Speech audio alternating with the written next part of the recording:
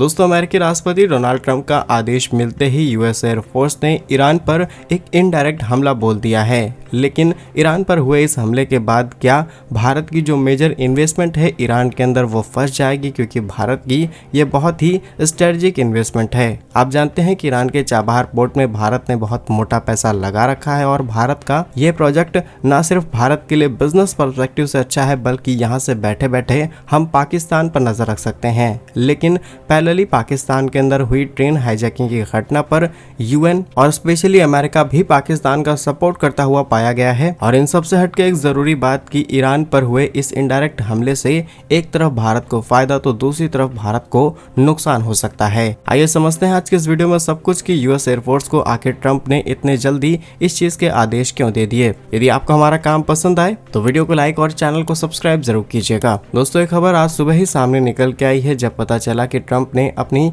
US air force को कुछ इस तरीके के आदेश दिए हैं। ये हमला सीधे ईरान पर नहीं किया गया, लेकिन ईरान का जो समर्थित हुती विद्रोही ग्रुप है जो कि यमन के अंदर रहता है उस पर हमले किए गए हैं। और आगे हम आपको बताएंगे कि इस तरीके से हुती विद्रोहियों ने अमेरिका के नाक में दम कर रखा था और अमेरिका के आधुनिक से आधुनिक ड्रोन्स, आधुनिक से आधुनिक एयरक्राफ्ट पर भी हमले किए गए हैं। घटना की बात की जाए तो डोनाल्ड ट्रंप ने कहा कि उन्होंने शनिवार को यमन की राजधानी सना पर सिलसिलेवार हवाई हमले का आदेश दिया है। उन्होंने वादा किया कि जब तक ईरान समर्थित हुती विद्रोही महत्वपूर्ण समुद्र गलियारे यानी रेड सी से आने जाने वाले कार्गो शिप पर हमले बंद नहीं करते तब तक वो उन्हें पूरी ताकत से हमला करते रहेंगे। और अगर आप इस लड़ाई को ध्यान से देखेंगे तो ये अमेरिका और ईरान की लड़ाई नहीं है, अमेरिका और यमन की लड़ाई नहीं है, बल्कि ये लड़ाई है बिजनेस की। अब हुती विद्रोही बैठे हुए हैं यमन के बिल्कुल कोने में, वो वहीं से बैठ करके अपने सारे ऑपरेशंस करते हैं और रेड सी से होकर के आने वाले जितने भी कार्गो शिप्स हैं उन पर हमले किए जाते हैं। अब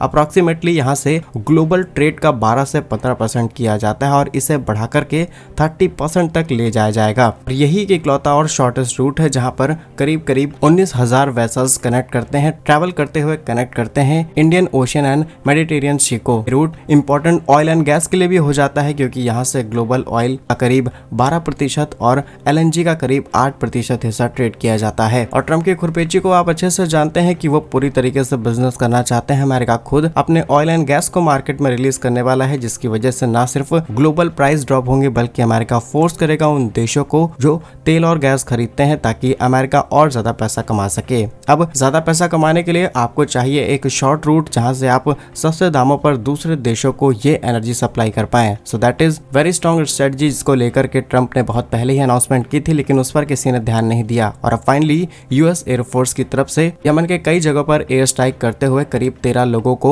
मारे जाने की खबर है। हुती विद्रोहियों के वरिष्ठ कमांडर भी शामिल हैं और अभी ये तो सिर्फ रफ आंकड़े हैं, आंकड़े इससे ज्यादा भी हो सकते हैं। और इस बात की कंफर्मेशन हुती द्वारा संचालित किए जा रहे अल मसीरा टीवी ने बताया कि अमेरिकी युद्धक विमान ने यमन की राजधानी सना और उत्तर प्रांत सदा पर कई हुती ठिकानों पर हवाई हमले किए हैं, जिसमें करीब 13 लोगों ने अपनी जान गंवाई। टीवी ने हुती द्वारा संचालित स्वास्थ्य मंत्रालय के हवाले से कहा कि यह शुरुआती संख्या है क्योंकि मरने वालों की संख्या बढ़ सकती है। साथ ही कम से कम 9 अन्य लोग घायल हुए हैं। और ये हमले इसीलिए किए जा रहे हैं क्योंकि एक लंबे समय से इजराइल अमेरिका को यहाँ पर टारगेट किया जा रहा है। भारत को भी काफी ज्यादा नुकसान पहुंचाया गया और रेड सी में होने वाले हमले कुछ समय पहले तक तो गुजरात से सिर्फ 200-300 किलोमीटर तक पहुंच गए थे, यानी कि युद्ध लगभग भारत के दरवाजे पर आकर के खड़ा हो गया था। ये सिचुएशन आकर के फंसी थी, लेकिन अमेरिका ने अपनी पावरफुल मिलिट्री का इस्तेमाल करते हुए इन्हें कंट्रोल करने की कोशिश की और इससे अमेरिका को सबसे ज्यादा डैमेज हुआ और इसी बात का बदला अब ट्रंप ले रहे हैं। तो जरा ध्यान से सुनिए। असल में अमेरिका का जो सबसे एडवांस MQ-9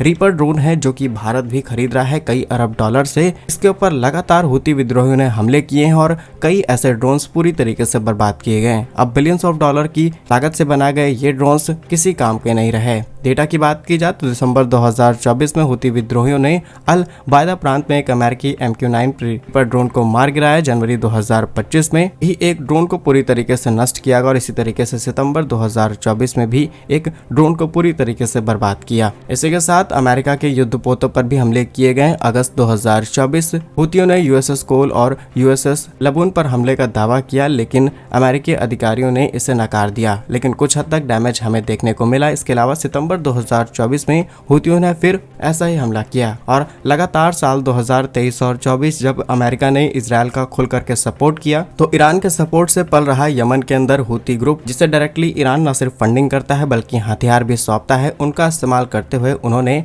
उन सभी शिप्स पर हमले करने शुरू किए जिन पर इजराइल का झंडा था, अमेरिका का झंडा था और कुछ हद तक भारत को भी टारगेट किया गया। रफली आंकड़ों की बात की जाए तो भारत को कुछ खास डैमेज नहीं हुआ, लेकिन यहीं से भारत का ट्रेड किया जाता है तो डेफिनेटली भारत को नुकसान उठाना पड़ेगा और इसीलिए लाल सागर बहुत ज़्यादा इंपॉर्टेंट है। और ज़्यादा पुरानी बात नहीं, सिर्फ साल 2025 मार्च की बात की जाए तो अमेरिका के नौसैनिकों पर हमला किया गया, कुछ रडार्स तोड़े गए, एयर डिफेंस सिस्टम और कुछ मिसाइल ड्रोन्स सिस्टम को भी टारगेट किया गया है क्योंकि अमेरिका ने रेड सी के आसपास बहुत सारी डिप्लॉयमेंट कर रखी है। अलग अलग लोकेशंस पर इनके बेस बने हुए हैं जिनको ये हुती ग्रुप्स टारगेट करते हैं। अब आप जानते होंगे कि इस पूरे रीजन में होने वाली किसी भी एक्टिविटी का असर डेफिनेटली भारत पर पड़ेगा, लेकिन एक सबसे बड़ी प्रॉब्लम कि अगर यमन की तरफ से हमले और तेज किए जाते हैं और एक बदला लेने की कोशिश की जाती है तो डेफिनेटली अमेरिका और ज़्यादा अग्रेशन के साथ काम करेगा और ये हमले अगर डायरेक्टली ईरान पर पहुंच गए तो भारत की जो इन्वेस्टमेंट है ईरान के चाबहार पोर्ट में उसमें दिक्कत आ सकती है क्योंकि ट्रंप ने ऑलरेडी